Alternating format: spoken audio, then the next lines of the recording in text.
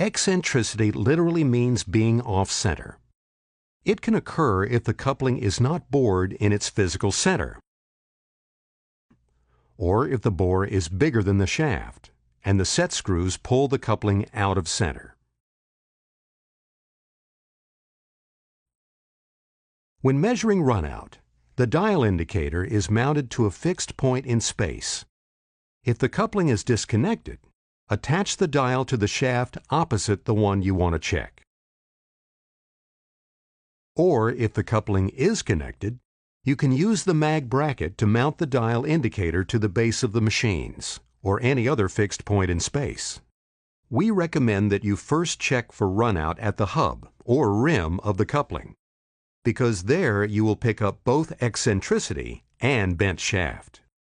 Some people will also measure runout in the axial direction, which, in addition, would tell you if the coupling bore is skewed.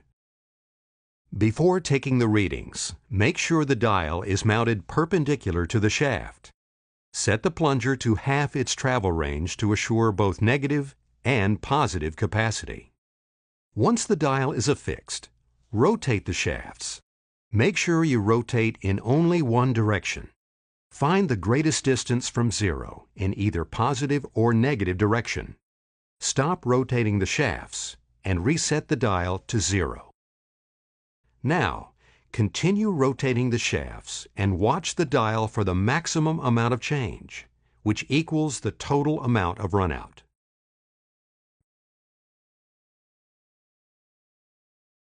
If the runout is within acceptable limits at the hub, 2 thou or less, then the coupling must be bored properly enough, and the shaft is reasonably straight and within acceptable limits.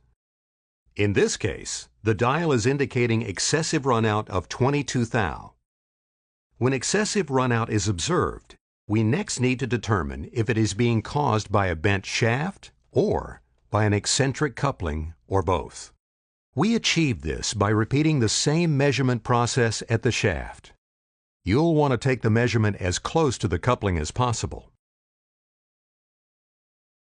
In this case, there is 21 thou of runout at the shaft, accounting for most of the 22 thou of runout we observed at the coupling. Therefore, the bent shaft is the problem. If our measurement at the shaft had been close to 0, the problem would have been eccentricity of the coupling. Of course, we could observe a situation where both conditions occur, a bent shaft and an eccentric coupling. If excessive runout is present, it should be corrected before attempting precision shaft alignment.